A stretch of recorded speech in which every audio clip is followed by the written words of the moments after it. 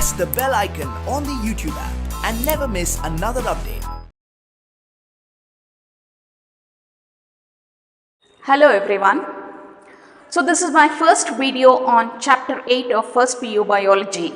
So the chapter 8 belongs to the unit 3, cell structure and functions. The name of the chapter is cell, the unit of life. So in the first chapter itself you have studied the differences between living and non-living things. So living things consist of a cell, whereas non-living things do not have a cell. So to define what is a cell, so we already know that cell is the basic structural and functional unit of an organism. Basic structural and functional unit of an organism. Let us understand this statement properly. Functional unit of an organism. So before going to the explanation of this statement, I would like to take the difference between unicellular and multicellular animals. So unicellular and multicellular animals. So as the name itself tells, uni is one, and those organisms which possess only a single cell, or they are also called as acellular, or they contain only one cell in the body, they are called as unicellular organisms. So you are already aware of unicellular organisms. So you have studied them in the phylum Protozoa of kingdom Protista. So various examples like amoeba, entamoeba, plasmodium, all of them are examples of unicellular organisms. And coming to the multicellular organisms which are made up of many cells, including human beings. So human body is made up of more than trillions of cells, not million, not billion, it is trillions of cells, more than trillion cells are present in human body, which makes us multicellular. So now coming to understand what is a cell. So in unicellular organism, what happens is there is only a single cell which will perform all functions, which itself will perform all the functions of the body. So what it tells us, this is a cell which has got an independent existence. So this cell has got an independent existence, and this is capable of performing all the functions of the essential for the body. So in unicellular organisms, what happens is the single cell itself performs breathing, digestion, excretion, all the activities of the body. So this is a unicellular, which is capable of organism. Means there we are studying only what is a cell. We can understand the definition of the cell here itself in an unicellular organism itself. So here they have only single cell which have independent existence, and that single cell itself can perform all the functions of the body. And this cell, the shape of the cell itself will form a structure of the body of that particular organism. So taking the example of a unicellular organism, we can understand cell is the basic structural unit and also the functional unit of an organism. Let us look into the hierarchy of organization of the body of organisms. So we know that organism is made up of many organ systems. And each organ system is made up of many organs, and each organ is made up of many tissues, and each tissue is made up of a group of cells, right? So what we understand here in this hierarchy of organization of the body, the basic unit is the cell. Now try to understand the definition of cell. Cell is the basic structural and functional unit of an organism. If an organ has got a specific function, so the cell should also perform a specific function. If the organ has got a particular structure, cell also contributes for the structure of the organ, and hence it is the cell which can be called as the basic structural and functional unit of an organism. So now coming to the cell. Who discovered the cell? So cell was discovered by a scientist called as Robert Hooke. So Robert Hooke for the first time observed cells which were like the cells in a beehive, hexagonal cells in a beehive, and he observed them in cork. And later Anton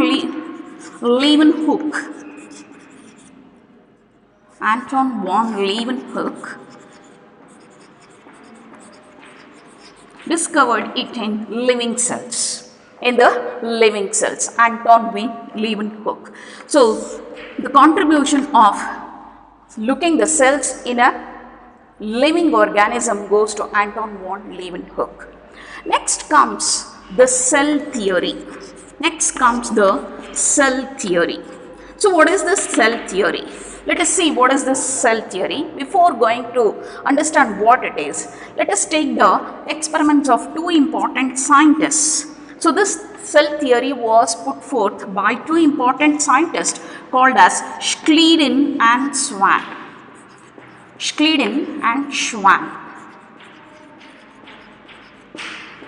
So Schleiden, also called as Matthias Schleiden, in 1838, he looked into the plant cells. He examined the plant cells. He could see variety of cells and those cells contributing for the formation of tissues. So he worked out on the plant cells. Who? The Matthias Schleiden. Another scientist by name Schwann, who is called as Theodor Schwann, who was a zoologist, and almost in the same time, in 1839, he was looking into animal cells. So what he could find was every animal cell had an outer boundary. Today we recognize that as a plasma membrane. And what he could also see in the plant cells was that along with the plasma membrane, there was also one more covering in the plant cells which was unique only to the plant cells, and that was nothing but the cell wall. So what Schwann could identify was cell wall was the unique character of only plant cells, which was absent in case of animal cells. Finally, Schwann proposed this cell theory. He told that all organisms are made up of cells and products of cells. But he couldn't explain how the cells arised or how did the cells originate from. Another scientist by name Rudolf Virchow comes and he explains, he is Russian, he explains about the origin of the cells. He explains that cells originated from the pre-existing cells. So new cells were formed from the pre-existing cells, and it was called in Russian language, it was called as Organelles cellula e cellula, which means cells were formed from pre-existing cells. Organelles cellula e cellula. So Rudolf Virchow. To repeat once again, cell theory, which was proposed by Schleiden and Schwann. So Matthias Schleiden was a scientist from Germany, botanist from Germany, and he worked out on plant cells in 1838, and he could look into many different types of plant cells and they formed tissues. Almost at that same time, another scientist by name Theodor Schwann, who was from British zoology, he was a British zoologist. In 1839, he worked on animal cells and he could observe all the animal cells had a boundary, which now we recognize it as the plasma membrane. And along with this plasma membrane, he also observed that the plant cells had another wall, which is the cell wall. So what he could conclude was cell wall was unique character of only plant cells, which is totally absent in case of animal cells. Finally, he tried to give this theory which is called as the cell theory, and he told that all living organisms are made up of cells and products of cells. But he couldn't explain where did the cells come from, or how would the cells formed. So comes another scientist by name Rudolf Virchow, who explains how the cells are formed. Cells are formed from pre-existing cells. So in Russian language, he called it as Organelles cellula e cellula, and it is popularly known after the name of, it is named after Rudolf Virchow. And he gave a final picture or a shape to the cell theory and gave two important statements for cell theory. One telling that all living organisms are made up of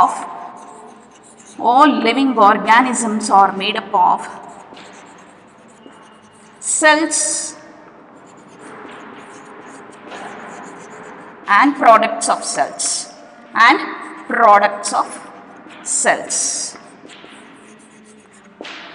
Second was cells arise from pre-existing cells.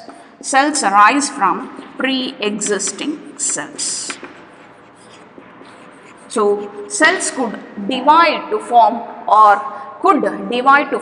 multiply to form new cells. So cells arise from pre-existing cells. So cell theory, which was put forth by Schleiden and Schwann, ultimately it was shaped out by Rudolf Virchow, and the two statements according to them are all living organisms are made up of cells and products of cells. The second tells that cells are formed from pre-existing cells. So this is what is called as the cell theory. Now coming to the overall view of a cell. What does exactly a cell contain in it?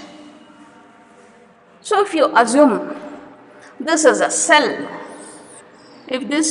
we assume this is a cell and there is something in the center.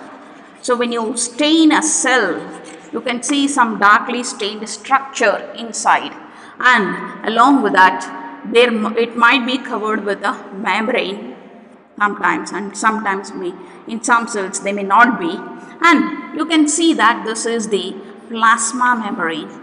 This is the plasma membrane, and this is the nucleus, the darkly stained structure called as the nucleus, and between these two there is another fluid matrix called as the cytoplasm.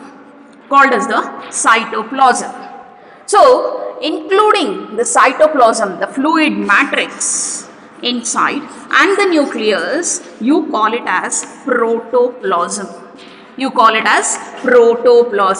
So protoplasm is something which includes both cytoplasm and the nucleus.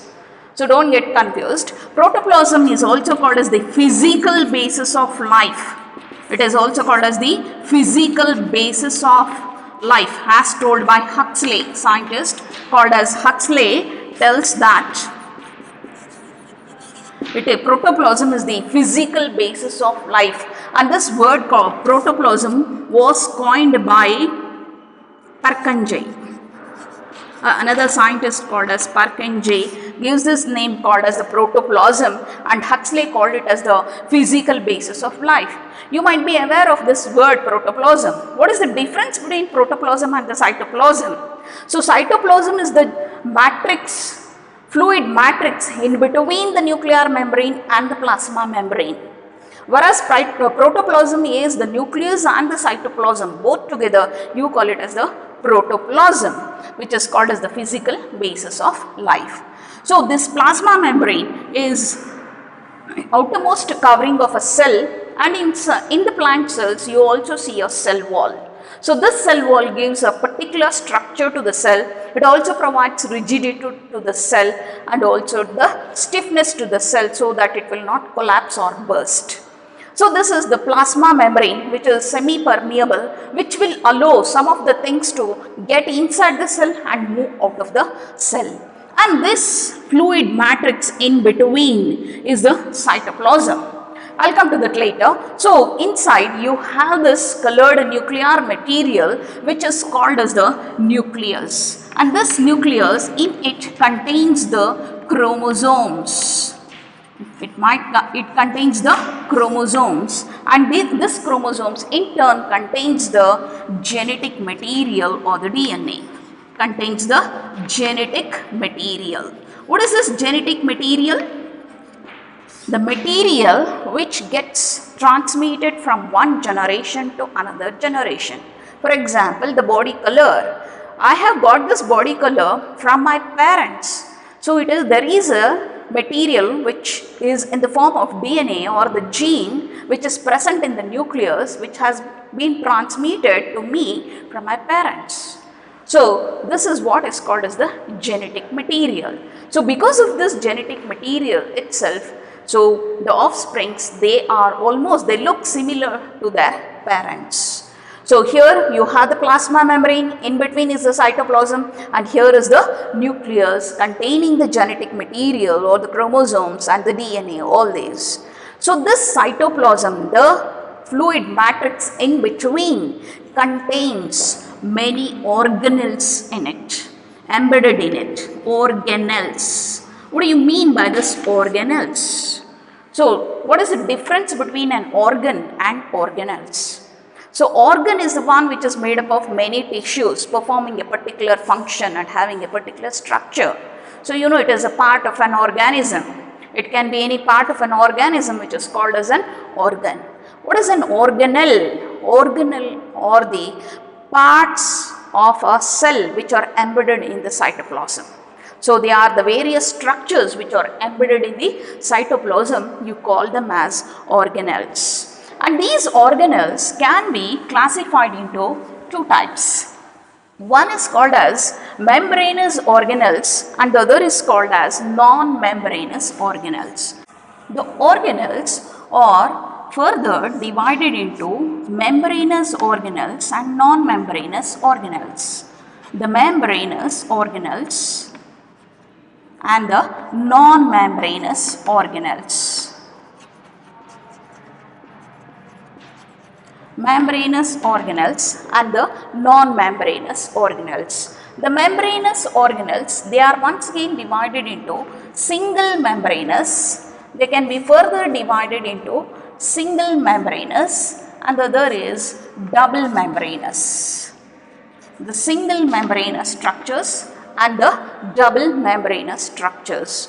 So the single membranous structures are the endoplasmic reticulum,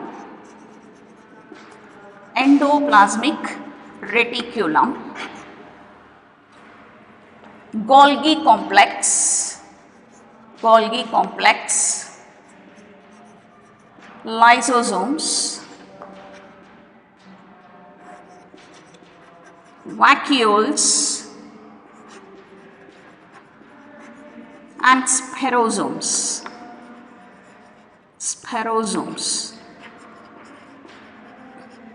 The double membranous structures are the mitochondria, the chloroplast and the nucleus. The non-membranous organelles are the ribosomes and the centrioles. So the organelles which are embedded in the cytoplasm is the matrix which is present in between the nuclear membrane and the plasma membrane, and there are various structures embedded in the cytoplasm. So they are called as organelles, and those organelles have been broadly classified into membranous organelles and non-membranous organelles. The membranous organelles are further divided into single membranous and double membranous organelles. Single membranous organelles, the examples are endoplasmic reticulum, Golgi complex, lysosomes, vacuoles, sperosomes, etc. And double membranous structures, we have mitochondria, the chloroplast and even the nucleus or the double membranous structures. Whereas the non-membranous organelles are ribosomes and the centrioles. So these centrioles are present only in the animal cells and absent in case of plant cells. So these are the various organelles which we are supposed to study in detail in this chapter about their structure and their functions. In the future classes, in the future videos, you are going to learn more about these. Now coming to the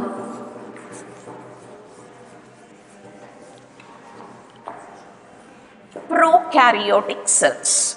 Now coming to the prokaryotic cells. Prokaryotic cell. What is a prokaryotic cell? So prokaryotic, pro means first formed, karyon is the nucleus, first formed nucleus. So it is a primitive kind of nucleus. So if the nucleus or the nuclear material is bound by a nuclear membrane, the nuclear material, that is the genetic material, the nuclear material is bound by the membrane, then it will have a definite structure and it is called as eukaryotic.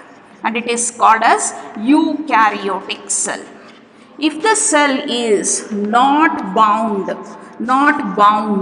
by this membrane, not bound by a membrane or not enclosed by a membrane, if the genetic material or the nuclear material is not bound by a material, is not bound by a membrane, then it is called as prokaryotic cell. Then it is called as prokaryotic cell. So the prokaryotic cells and the eukaryotic cells. So before going to this prokaryotic cells, let us learn something about the size and shape of the cells. Let us learn something about the size and shape of the cells. So the smallest cells are nothing but the mycoplasma. Mycoplasma, which is about 0.3 micrometer, which is about 1/1000 of a millimeter, is called as the micrometer, and it is the smallest. The largest cell, it is the smallest cell. The largest cell which is isolated is that of ostrich egg, which is about 175 millimeter. 175 millimeter. So the bacterial cells, so they range from 1 to 5 micrometer. The human RBC cells, they are about 7 micrometer. So these are the size. This is in diameter, this is in length. So the largest cell, the diameter once again, the bacterial cells, the length once again. So smallest cell, mycoplasma, or about 0.3 micrometer. The largest cell is the isolated ostrich egg, which is of 175 millimeter, and the bacterial cells are about 1 to 5 micrometers, and the human RBC cells are about 7 micrometers. So like this, they are of different size. And now coming to the different shape of the cells. When you look into the cells, they are of different cells. They may be round, they may be oval, they may be round, oval, cylindrical, pillar-like. Then they may be star-like or disc-like. Or the disc-like. The longest cell is the nerve cell, or in plants it is sclerenchyma. In plant cell it is the sclerenchyma fiber. The sclerenchyma fiber, which is the longest cell in case of plants. So they may be round in shape or disc-like or even disc-like cells, RBC cells, which are biconcave,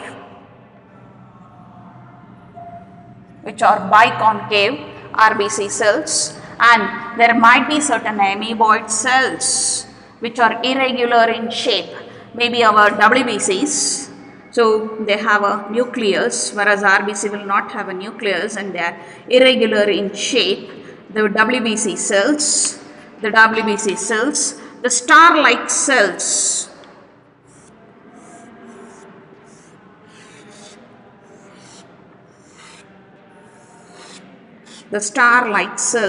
of the nerve. So the star-like cells of the nerve, then sclerenchyma cells, which are elongated and fiber-like,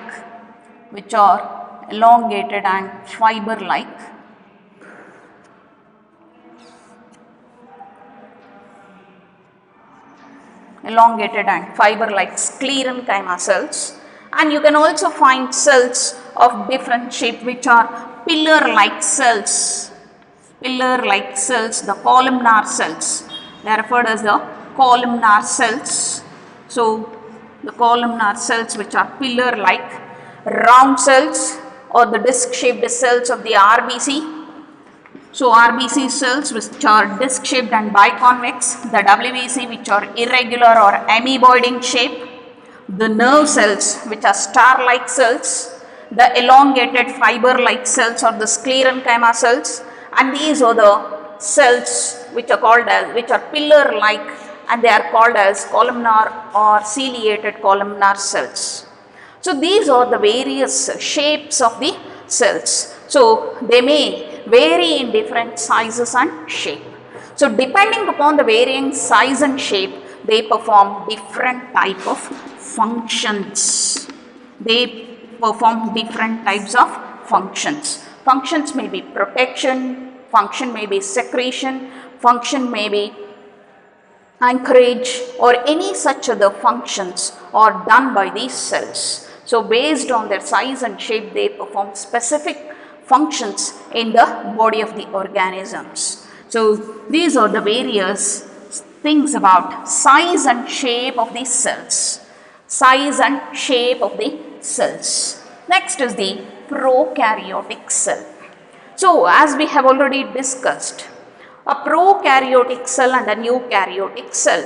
So the prokaryotic cell is the one in which the nuclear material is bound by a membrane. That is called as the nuclear membrane. So if the nucleus is bound by a nuclear membrane, then it is a eukaryotic cell, and if that nuclear membrane is absent, you call that as a prokaryotic nucleus. Prokaryon. Pro is primitive form of the nucleus, wherein the nuclear material or the genetic material is not bound by a membrane, whereas the eukaryotic, U is newly formed nucleus which consists of a nuclear membrane surrounding the nuclear material. So this is the basic difference between a prokaryotic cell and a eukaryotic cell. Coming to the prokaryotic cells. So the prokaryotic, where do you find these prokaryotic cells? So prokaryotic cells are represented by the mycoplasma, then PPLO, that is pleuropneumonia-like organisms, the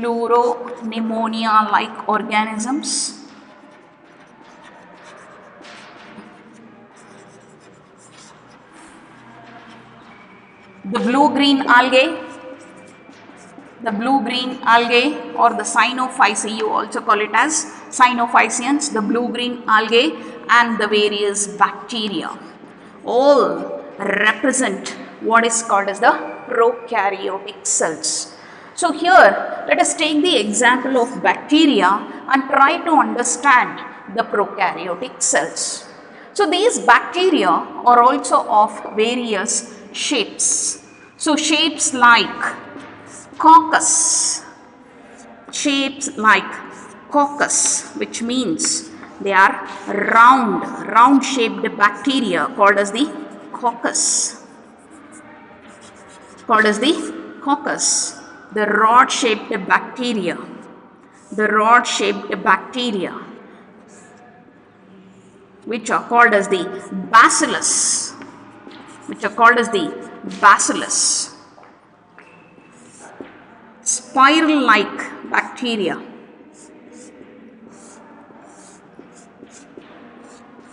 spirillum they are referred as. They are called as spiral-like and they are called as spirillum. And there are also bacteria which are of comma-shaped bacteria, which are called as vibrio, which are called as vibrio, which are called as vibrio. So based on their shapes, the bacteria are of 4 different types. One is the coccus, where they are rounded. Some of them are rod shaped and they are referred as bacillus, and some of them are spiral like and they are referred as spirillum, and some of them are of comma shaped and therefore they are referred as vibrio. They are referred as vibrio. So looking into a bacterial cell, we will learn the characteristics of a prokaryotic cell. So let me write the diagram of a bacterial cell so that you can understand a prokaryotic cell. You can understand a prokaryotic cell.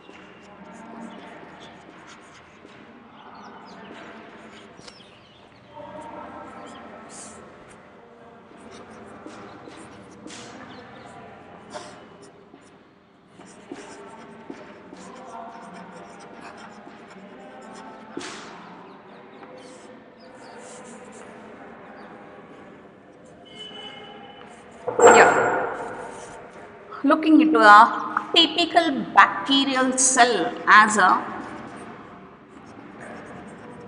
prokaryotic cell. So bacterial cell, taking as an example of prokaryotic cell.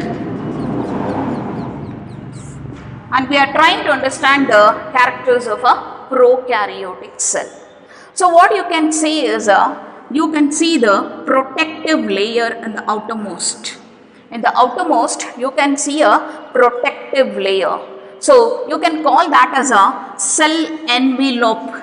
You can call it as a cell envelope, which is made up of 3 layers. And the 3 layers, or the outermost is called as the Glycocalyx. The outermost is called as the Glycocalyx. The middle one is the cell wall, and the innermost is the plasma membrane. Innermost is the plasma membrane. So what you can say is the Glycocalyx. So the Glycocalyx is the outermost. What I have written, the slime layer is nothing but the Glycocalyx. So this Glycocalyx can exist in 2 different forms. One is the slime layer, and the other it may be in the form of a capsule which is thick and tough. So this may occur in the form of a capsule. The Glycocalyx either may be in the form of a slime layer, it might be in the form of a slime layer, or it may be in the form of a capsule which is thick and tough. So this is the Glycocalyx, which is the protective outermost layer called as the Glycocalyx. And second is the cell wall. So cell wall, we already know it is made up of cellulose, and here it is also made up of peptidoglycans, the cell wall, and the plasma membrane, which is semi-permeable. So the cell wall gives a particular shape, size, rigidity, and also helps in not collapsing and also not even in bursting of this cell. So plasma membrane, which is semi-permeable, will allow only certain things, whatever the cell needs, it takes in, and what it doesn't want, it will throw out of the cell with the help of this semi-permeable plasma membrane. From the plasma membrane arises, from the cell wall arises the structure which is called as the flagellum, which is the locomotory structure. And from the cell wall, you can see certain structure coming out, which is called as, not the cell wall, it is the plasma membrane. From the plasma membrane, certain structures coming out, which are called as pili. So here you can see in the center you can see the nuclear material which is not enclosed by a nuclear membrane, and here it is called as nucleoid, or it is also called as incipient nucleus, or it is also called as incipient nucleus. Incipient nucleus or the nucleoid. It is referred as incipient nucleus or the nucleoid, which consists of the genetic material. And surrounding it is the cytoplasm, and we have tiny structures called as the dot-like structures, you can see, which are nothing but the ribosomes. So you have the nucleoid, you have the tiny dot-like structures which are called as the ribosomes, and these ribosomes, they help in protein synthesis. These ribosomes are of 70S. They are of 70S. Ribosomes are of 70S in case of prokaryotes, and the 70S ribosomes, they contain the 70S ribosomes. In them, they contain 2 subunits.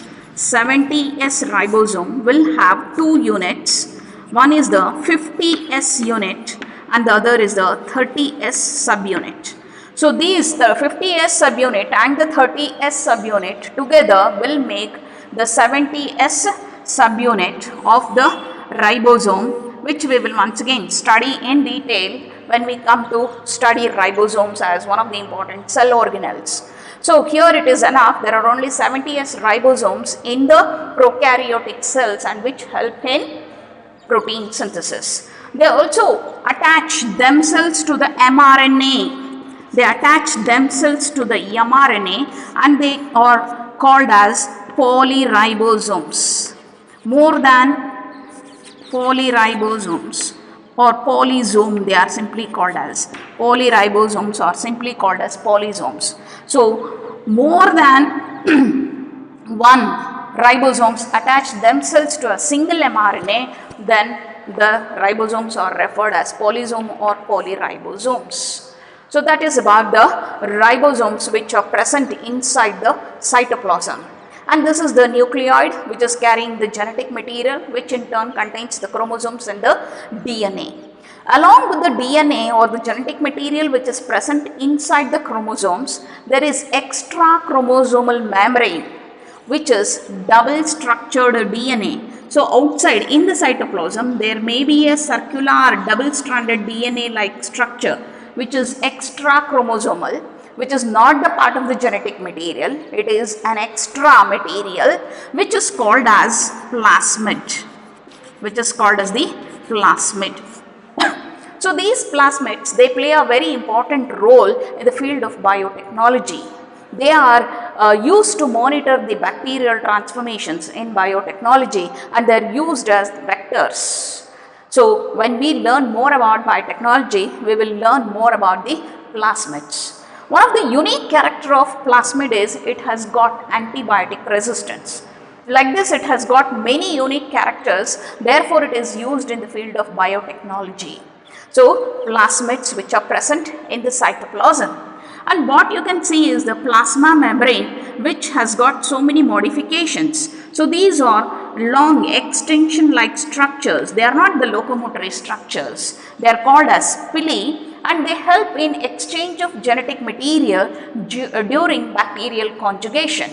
So bacterial conjugation is a type of reproduction of bacteria where two bacteria exchange their genetic material during the process of reproduction. So which you call it as, that is the important role of this pili in case of these prokaryotic cells or the bacterial cells. So here is another locomotory structure. Some bacteria are motile and some bacteria are non-motile. That is, some bacteria are able to move and some bacteria are not able to move. Motile is to move. So some bacteria are capable of movement because they have this locomotory structure which is called as the flagellum. And this flagellum in turn consists of three important structures. The flagellum has got a filament, hook and a basal body. The flagellum has got a filament, hook and a basal body. So the long whip-like structure which extends out of the bacterial cell is called as the filament, and the one which joins the basal body inside the cell and the filament is called as the hook, and the one which is attached to the cell is called as the basal body. So flagellum helps in locomotion, pili helps in exchange of genetic material, and there is one more modification of this plasma membrane which is called as the mesosome. So this mesosome are nothing but the infoldings of the plasma membrane. They are nothing but the infolding of the plasma membrane. They help in increasing the surface area. They also help in the formation of cell walls. They also help in secretory process, respiration process. They increase the surface area of the plasma membrane. They also provide surface area for enzymatic reactions. So many enzymatic reactions happen in the cytoplasm of the nucleus. So what we have studied, the glycocalyx, the cell wall and the plasma membrane are the outermost protective layers, and there is cytoplasm. Inside the cytoplasm are the ribosomes which help in protein synthesis and which are of 70S type, and there is the nuclear material which is not bound by a nuclear membrane, and hence it is called as nucleoid, or it is called as an incipient nucleus. So it doesn't have a specific shape, it is just scattered in the cytoplasm, hence called as a prokaryotic cell. So these are mesosomes which have got several functions. They help in the formation of the cell wall, they help in DNA replication, they help in distribution of genetic material to the daughter cells. So all these are various functions of these mesosome. Along with that, they also have this plasmid, which is very helpful in the field of biotechnology. And now coming to this bacterial cell. So these bacterial cells, based on the coloring of these cells, they have been broadly classified into gram-positive bacteria and gram-negative bacteria. So gram-positive bacteria, and the other is gram-negative bacteria. Gram-negative bacteria. So some bacteria, when they are colored, they absorb the color and exhibit that coloration. But some bacteria, though you color them, they do not absorb the color, they still remain colorless. So this was found out by a scientist by name Christian Gram. So Christian Gram found out that, and he used a coloring material or the staining material which is called as the Gram stain, So this Gram stain contains crystal violet or gentian violet. So the bacterial cells are first colored in the crystal violet and they are just dipped in acetone for few seconds and they are lifted. So if they take the purple color, then they are referred as gram-positive bacteria. If they do not take the purple color, so they are called as gram-negative bacteria. So based on this staining technique, so these prokaryotic cells have been broadly classified into gram-positive bacteria and gram-negative bacteria. Some of the gram-positive bacteria are the Bacillus, Clostridium, Staphylococcus,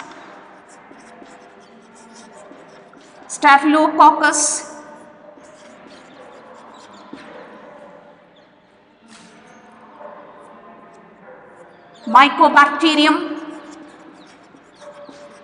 etc. or some of the gram-positive bacteria. The gram-negative bacteria are Heliobacter, Escherichia coli or the Heliobacter, Haemophilus, Vibrio, Pseudomonas. All these are various bacteria which are gram-negative. See, the gram-positive bacteria or the bacteria wherein the mesosomes are present. Here the mesosomes are usually absent. And here the cell wall is just made up of peptidoglycan called as murine. A peptidoglycan called as murine forms the cell wall. Here in gram-negative bacteria, along with murine, glycolipids are also present. Along with murine, glycolipids are also present in the cell wall. So I have given three differences and some examples of gram-positive and gram-negative bacteria. So gram-positive bacteria stain purple with the gram stain, but gram-negative bacteria, they do not stain purple with gram stain. So examples are given. Here the mesosomes are present, here the mesosomes are absent. And here in gram-positive bacteria, the cell wall is just made up of a single layer and made up of murine. Here it is made up of double layer, and murine and glycolipids both form the composition of the cell wall. So these are the examples are gram-positive bacteria, Bacillus, Clostridium, Staphylococcus and Mycobacterium. The gram-negative bacteria or Heliobacter, Escherichia, Vibrio, Haemophilus and Pseudomonas. So with these examples of gram bacteria, we have understood the various aspects of a prokaryotic cell. So the prokaryotic cells will not have any other membrane bound or not membrane bound organelles, whether it is single membrane or double membrane. The endoplasmic reticulum, the Golgi complex, mitochondria, plastids, and all these are totally absent in case of a prokaryotic cell. So you can see here there are no any organelles embedded in the cytoplasm except the ribosomes. So we have the ribosomes which help in protein synthesis and they are of 70S type. And in the outer cell envelope we have three layers, which is the glycocalyx, the cell wall and the cell membrane.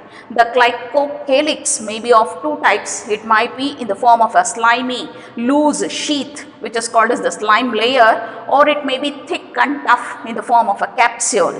So this plasma membrane has got certain infoldings which are called as the mesosomes, which play a very important role in the body of bacterial cells. So they help in secretion, they help in DNA replication, they help in cell wall formation, they also help in respiration and also provide surface area for enzymatic activity.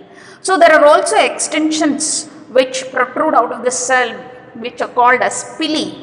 So 4 to 5 outgrowths in the bacterial cell you can see which are called as pili, which help in exchanging the genetic material during bacterial conjugation. And also there are some tiny structures called as in the form of bristles, and they are referred as Fimbriae. They are referred as Fimbriae. So these Fimbriae are also bristle-like structures which help in anchorage or attaching the bacterial cells to the other host body or any other surface or rocks or whatever it is. So it helps in attachment or anchorage, that is Fimbriae. And the locomotory structure present in the motile bacterial cells or the flagellum, and this flagellum consists of three parts: the filament, the hook and the basal body. So that is about the bacterial prokaryotic cells. So do they contain any reserve food material? Yes, they also contain reserve food material which are called as cell inclusions. The reserve food material or the storage structures are referred as cell inclusions. So these cell inclusions may be the Synophysian granules. They may be in the form of Synophysian granules, phosphorus granules,